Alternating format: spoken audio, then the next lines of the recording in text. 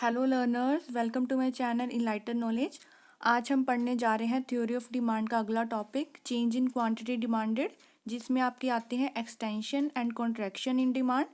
और नेक्स्ट है change in demand, जिसको हम लोग कहते हैं इंक्रीज या डिक्रीज इन डिमांड। पहले पढ़ते हैं इन दोनों में क्या डिफरेंस होता है। देखिए, change in quantity demanded, quantity demanded में चेंज आ जाना या डिमांड में चेंज आना, इन दोनों में डिफरेंस माना जाता है इकोनॉमिक्स में। चेंज इन क्वांटिटी डिमांडेड की अगर हम बात करें तो इसमें हम लोग क्या लेते हैं, सिर्फ और सिर्फ प्राइस ऑफ द कमोडिटी लिया जाता है कि हमारी जो डिमांड है वो सिर्फ प्राइस पे डिपेंड करती है, और बाकी जो भी डिमांड के डिटर्मिनेंट्स होते हैं, जो प्रीवियस वीडियो है डिटर्मिनेंट्स ऑफ डिमांड की, वो ज़रूर देख लीजिएगा। उसमें मैंने सारे डिटर्मिनेंट्स आपको पढ़ाए हैं। देखिए, जो हमारे बाकी अदर डिटर्मिनेंट्स होते हैं डिमांड के, वो क्या है, कांस्टेंट रखा जाता है उन सभी को। और जब इसको हम कर्व में बनाते हैं तो ये इसे हम लोग क्या कहते हैं, movement along the demand curve, क्योंकि वहीं के वहीं मूवमेंट हो रही होती है, क्योंकि प्राइस ही अकेला चेंज हो रहा है, इसी वजह से जो हमारे डिमांड कर्व में मूवमेंट होती है पॉइंट्स के भीतर। नेक्स्ट जो हमारी चेंज इन डिमांड है, बिल्कुल इसका उल्टा कर दो। इसमें क्या आ जाएगा कि इसमें हमने प्राइस को कांस्टेंट मानना है और बाकी जो डिटर्मिनेंट्स हैं उनका चेंज देखना है, डिमांड पे क्या आ रहा है। ये शो करता है कि अगर डिटर्मिनेंट्स ऑफ डिमांड जैसे income, taste, price of related good और भी कई सारे डिटर्मिनेंट्स हैं जो भी, उनमें अगर चेंज आता है तो उससे डिमांड में क्या चेंज आता है। तो दोबारा से बता देती हूँ, जब हम चेंज इन क्वांटिटी डिमांडेड की बात करते हैं तो वहाँ पे सिर्फ और सिर्फ प्राइस को लेकर चलना है, और जब हम चेंज इन डिमांड की बात कर रहे हैं तो बाकी सारे डिटर्मिनेंट्स ऑफ डिमांड को लेकर चलना है। तो अब चेंज इन क्वांटिटी डिमांडेड में क्या क्या चीज़ें हैं, या movement along the demand curve. When the quantity demanded change, जब हमारी क्वांटिटी डिमांडेड चेंज आती है, उसमें चेंज आता है किस वजह से, सिर्फ प्राइस के चेंज आने की वजह से। तो क्या होता है, डिफरेंट डिफरेंट पॉइंट उसी डिमांड कर्व पे शो कर दिए जाते हैं।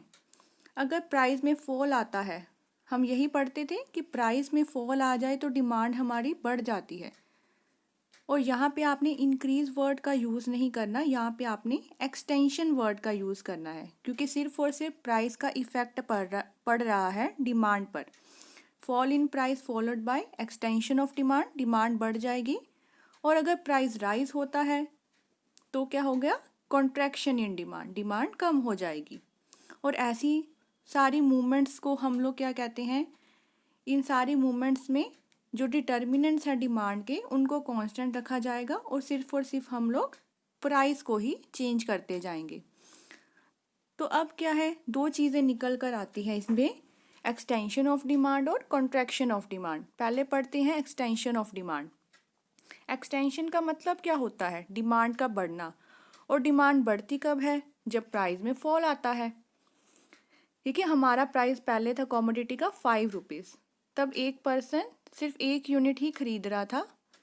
जब प्राइस फॉल होकर 1 रुपीज़ हो गया तो उसने अपनी क्वांटिटी को बढ़ा दिया और वो होगी 5 यूनिट्स। मतलब क्या है, वो ए पॉइंट पे था पहले, अब कौन से पॉइंट पे आ चुका है, बी पॉइंट पे आ चुका है, उसने अपनी क्वांटिटी बढ़ा दी है।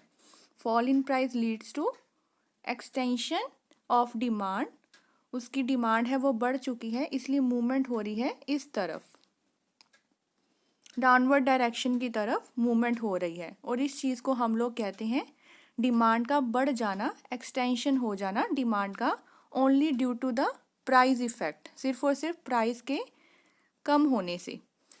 Next is contraction of demand. देखिए, कॉन्ट्रैक्शन का मतलब क्या है, डिमांड का कम हो जाना। तो डिमांड कम कब होती है, जब प्राइस बढ़ जाता है। किसी चीज़ का प्राइस पहले 20 था, तब डिमांड कर रहे थे हम 100 यूनिट्स की, अब प्राइस हो गया 25 तो डिमांड कर रहे हैं 70 यूनिट्स की। मतलब प्राइस बढ़ने से हमारी जो डिमांड है वो कम हो चुकी है, कॉन्ट्रैक्ट हो चुकी है।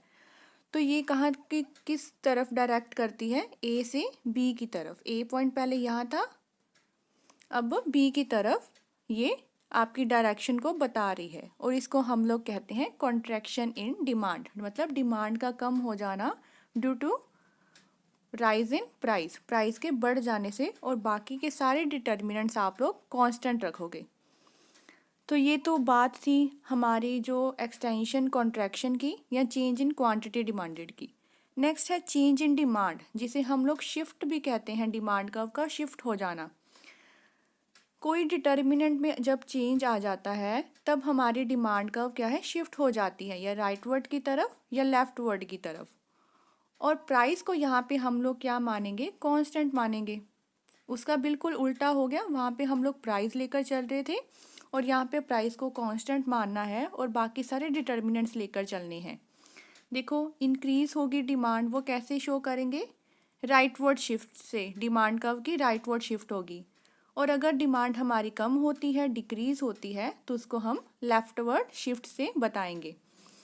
इकोनॉमिस्ट ने बताया है कि चेंज इन डिमांड, इसको वो चेंज इन डिमांड का नाम देते हैं जब बाकी सारे डिटर्मिनेंट्स का इफेक्ट पड़ता है डिमांड पे, जैसे कि change in income, price of other goods, और भी थे जो एक्सपेक्टेशन है, टेस्ट प्रेफरेंसेस है, इनमें अगर कोई चेंज आ जाता है अदर देन द प्राइस, तो उसको हम लोग क्या कहते हैं, चेंज इन डिमांड। पहले पढ़ते हैं इंक्रीज इन डिमांड, डिमांड में बढ़ोतरी हो जाना। देखिए डिमांड बढ़ती है, लेकिन यहाँ पे आप लोगों ने क्या करना है, प्राइस को कांस्टेंट मानना है।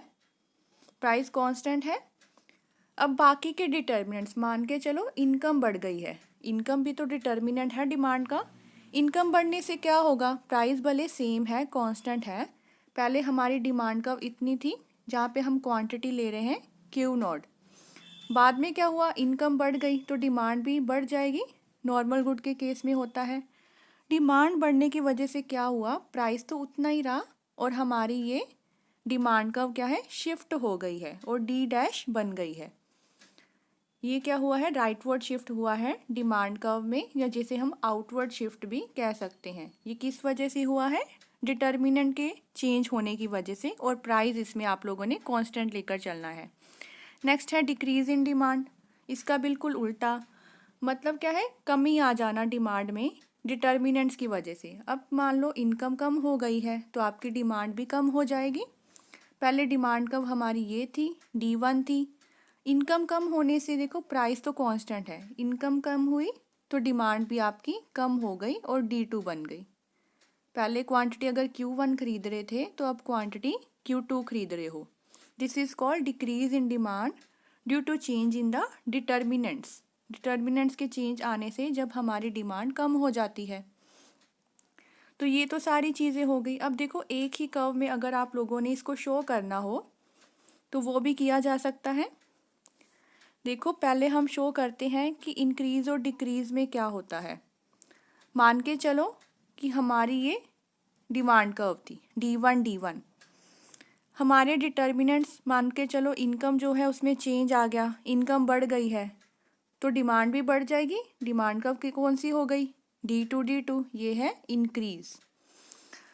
अब उसी का उल्टा ले लो, अब मान लो कि हमारी डिमांड कर्व है D2, ये है, तो हमारी इनकम कम हो गई तो ये क्या है, इधर की तरफ शिफ्ट हो जाएगी, मतलब डिक्रीज हो गया, डिक्रीज हो गया हमारा इनकम, इनकम में क्या है, कमी आ गई है। ये तो हो गया। नेक्स्ट है कॉन्ट्रैक्शन एंड एक्सटेंशन। अब प्राइस मान के चलो इतना था, P0 था, तब हम क्वांटिटी ले रहे थे X1, प्राइस बढ़ गया है, प्राइस बढ़ गया तो क्वांटिटी ले रहे हो X0, मतलब क्या है, जो हमारी क्वांटिटी है वो कम हो गई है, कॉन्ट्रैक्ट हो गई है, ये कॉन्ट्रैक्शन हो गया। नेक्स्ट देख लो, नेक्स्ट क्या है, प्राइस अगर P1 था, अब प्राइस हो गया P0, P0 प्राइस होने की वजह से क्वांटिटी बढ़ गई, और क्वांटिटी बढ़ गई उसे हम लोग क्या कहते हैं, एक्सटेंशन। ये मूवमेंट हो रही है और इंक्रीज डिक्रीज में शिफ्टिंग हो रही है। यही सारा कुछ उन्होंने एक ही कर्व में बता दिया है। अगर आप लोगों ने डिफरेंस करना चाहो, इसका पूरा डिस्टिंक्शन लिख सकते हो, डिफरेंस लिख सकते हो, एक्सटेंशन और इंक्रीज में क्या डिफरेंस है और कॉन्ट्रैक्शन और डिक्रीज में क्या फ़र्क पाया जाता है। जो हमारी एक्सटेंशन कॉन्ट्रैक्शन होती है वो movement along the demand curve होती है, और जो इंक्रीज डिक्रीज होता है वो शिफ्ट होता है डिमांड कर्व में, और शिफ्ट होता है डिटर्मिनेंट्स की वजह से, और मूवमेंट होती है प्राइस की वजह से। आई होप आपको समझ में आ गया होगा। अगर लेक्चर पसंद आया हो तो इस चैनल को ज़रूर सब्सक्राइब कर लीजिए, like share and comment and press the bell icon, ताकि हर वीडियो की नोटिफिकेशन आपको टाइम टू टाइम मिलती रहे। Thank you.